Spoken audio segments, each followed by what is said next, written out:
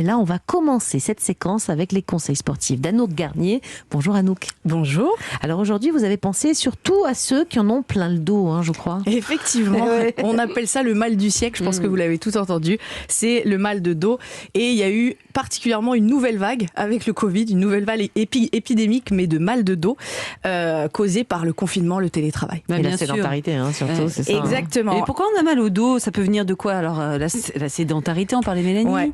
La première cause vraiment de mal de dos, bien sûr, hors pathologie, hors maladie, etc. Et ça a été confirmé par ma kiné, Dominique Adam. Alors c'est sûr. Elle m'a dit vraiment, l'immobilité, c'est le pire truc pour le mal de dos. Et si on y réfléchit, on est assis tout le temps. Regardez. Qu'est-ce qui se passe ici? On est assis. On est assis au boulot. J'ai acheté hier une montre connectée qui me dit quand me lever. Ah, ça c'est super. Elle a rien dit pour l'instant, elle est silencieuse. On va voir. On va voir après. Mais voilà, c'est vraiment, on est assis toute la journée si vous y réfléchissez pour manger devant la télé, au bureau, etc., etc. Et pourtant, Anouk, on a tendance à se dire que, assis, en tout cas, on est protégé. Mais en quoi ça crée des problèmes dorsaux? Est-ce qu'il faut se tenir bien droit, par exemple? Alors, la posture, apparemment, n'a pas vraiment d'importance. Ça a été vu sur les dernières études. Et ce qui est important, c'est la capacité à bouger votre colonne vertébrale. Je vous ai déjà parlé de cette mobilité et la capacité à bouger votre colonne dans les 3 dimensions. Donc, dans les rotations, voilà, un petit peu de danse à l'épaule, extension, voilà, les filles, vous le faites super bien ici en studio. Donc voilà. Moi, j'ai retrouvé ma mobilité, j'ai plus mal au dos depuis les vacances. Donc cette mobilité et la mobilité du bassin à ne pas oublier aussi, qui est la base de la colonne vertébrale. La deuxième chose, c'est la force qui est importante. Donc bien sûr, des muscles forts qui protègent la colonne.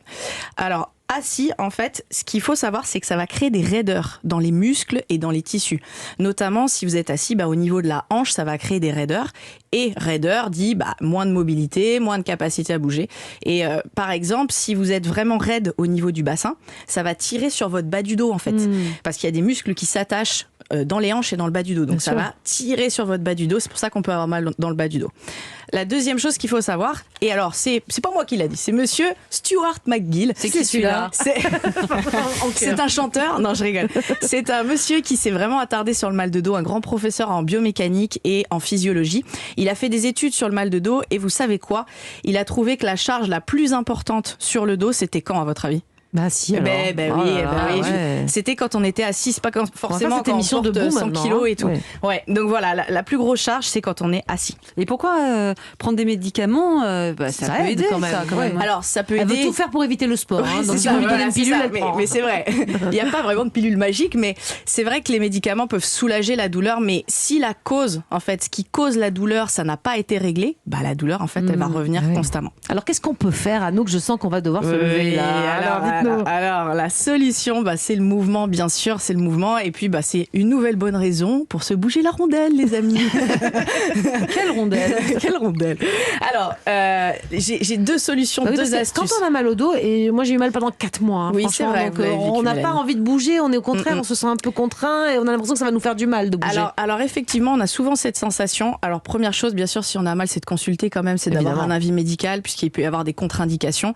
Mais sinon, le mouvement, ça reste quand même quelque chose d'important. Mais même l'assurance maladie le dit aujourd'hui, le meilleur des traitements contre le mal de dos, évidemment, le meilleur des traitements, c'est le mouvement. Voilà. Même si eux le disent, alors là, on est bon. C'est un peu contre-intuitif. Voilà, c'est ça. C'est vrai qu'on n'a pas envie de bouger, mais il faut se forcer. En fait, une fois qu'on a fait le premier pas, on va dire, après on sent que c'est bon pour nous. Alors on fait un bilan médical, après on fait quoi? On fait 2 astuces pour vous à intégrer. Donc il y a des habitudes à changer. Donc Julia l'a dit, d'avoir une montre qui se dit bouge-toi les fesses un petit peu toutes les heures, c'est bien.